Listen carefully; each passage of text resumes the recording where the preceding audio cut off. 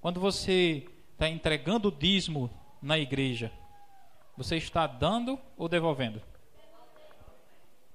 Porque não é seu. Não era seu.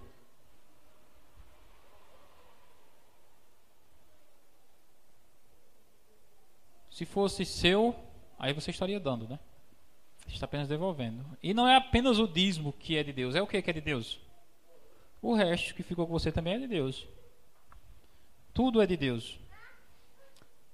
Veja que grandes mordomos da Bíblia, né? Abraão,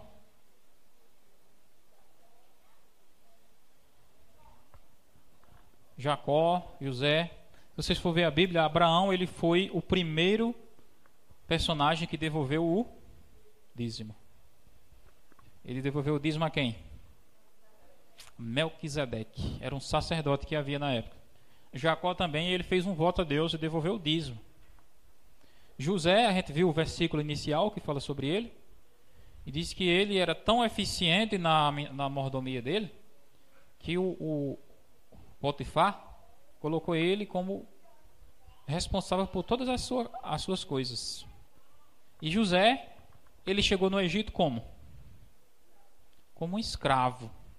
Ele não chegou no Egito formado em administração, ou como alguém que vinha com indicação de alguma empresa. Ele chegou como um escravo, e ele mostrou o seu valor através da mordomia, através da sua mordomia.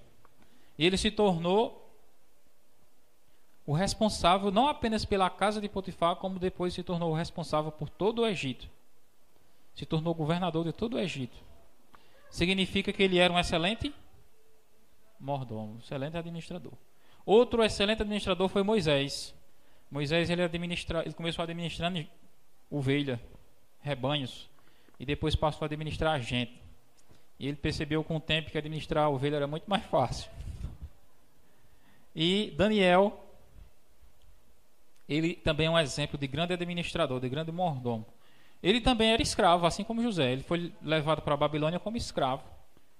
Foi entregue, né, como eunuco para Nabucodonosor. E Daniel cresceu através da mordomia, tomando conta das coisas, né, administrando bem a casa de Nabucodonosor. E todos os negócios que Nabucodonosor entregava a ele, ele administrava.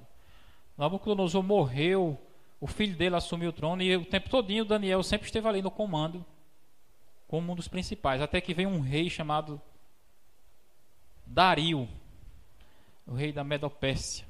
O rei Dario colocou Daniel como presidente. Já pensou? Por que ele fez isso? Porque ele viu que Daniel era um excelente administrador, um excelente mordomo, uma pessoa capacitada.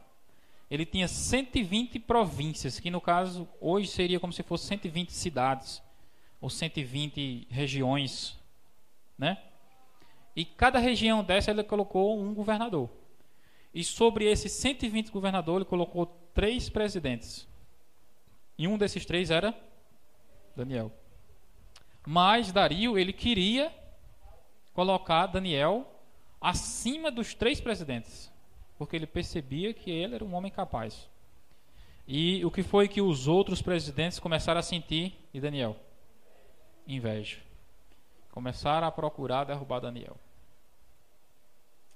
Mas não conseguiu, Deus sustentou, né? E quem é também grandes mordomos hoje? Eu e você, nós somos mordomos. É o que a gente vai tratar aqui. A gente vai começar a responder algumas perguntas aqui. A primeira pergunta é: o que é o dízimo? O que é o dízimo? É fácil de responder, né? O dízimo é a 10ª parte, que é estipulada por quem? Por Deus. Então, se você disser assim: eu vou devolver 20% de dízimo, você pode? Não, por quê? Porque Deus estipulou 10%. Então, você disser assim: eu vou devolver só 5% de dízimo, você pode? Você pode, mas diante de Deus vai estar errado, porque para ele o valor é 10. Está na Bíblia. Algumas pessoas dizem assim: não, mas naquele tempo era ovelha, era milho, era trigo. E hoje em dia não tem mais isso, então não precisa do dízimo. Mas por que naquele tempo era assim? Porque naquele tempo o dinheiro que havia era o quê? Era essas coisas. Aquilo era a moeda de troca. As ovelhas, os rebanhos, os alimentos. Aquilo era o dinheiro que havia na época. Então por isso que Deus pedia para trazer a 10ª parte daquelas coisas. Mas hoje em dia as pessoas vivem num regime econômico, monetário. E os dízimos, eles são separados através das nossas finanças, né? Dos nossos recursos financeiros. De repente você morar num sítio e você negociar com coisa, você pode voltar a devolver o dízimo assim, né? Trazer as sacas de batata, Não, porque eu vi uma vez um testemunho que mostrava uma comunidade em que as pessoas traziam assim o dízimo. Eu quero que você me responda agora a segunda pergunta. O que é então a oferta? A oferta é a mesma coisa do dízimo? A oferta é uma porcentagem daquilo que sobrou. Ou seja, dos 90% que sobrou. E ela é estipulada por quem? Por você. Quem estipula a oferta é você. Quem estipula o dízimo é quem? Deus. Quem estipula a oferta é você. Deus diz que o dízimo é quanto? E você diz que a oferta é quanto? O que você desejar. Agora você tem que contribuir segundo tiver proposto no seu, não com tristeza nem porque Deus ama quem dá. Você sabe o que significa alguém dar com tristeza? Com tristeza é quando você pensa, oh meu Deus, era o dinheiro da colônia. Vou ter que dar na igreja. Hein? Se eu tivesse esse dinheiro aqui, hein? Esse dinheiro aqui era o dinheiro de eu comprar uma saia nova, de eu comprar um caderno, de eu comprar um paletó. Dava para eu comprar tanto chocolate para eu passar o mês comendo, mas vou ter que dar na igreja. Aí dá com uma pena, está dando com tristeza. Aí ele diz assim: não com tristeza e nem por. E o que significa dar por necessidade? Significa aquela pessoa que está ali na igreja e de repente ela está na igreja, a pessoa diz: irmãos, vamos comprar um som. Aí vamos precisar de tanto. Quem pode dar tanto? Aí a pessoa diz: eu dou. É errado ou certo isso? É certo. Mas é errado você dar só nisso.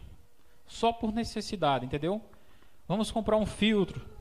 Vamos comprar um gelágua. Aí a pessoa diz: eu nunca dei o dízimo, vou dar hoje. Aí dá. Está dando só por aquela necessidade. Só por aquela emergência. Mas a oferta, ela deve ser o quê?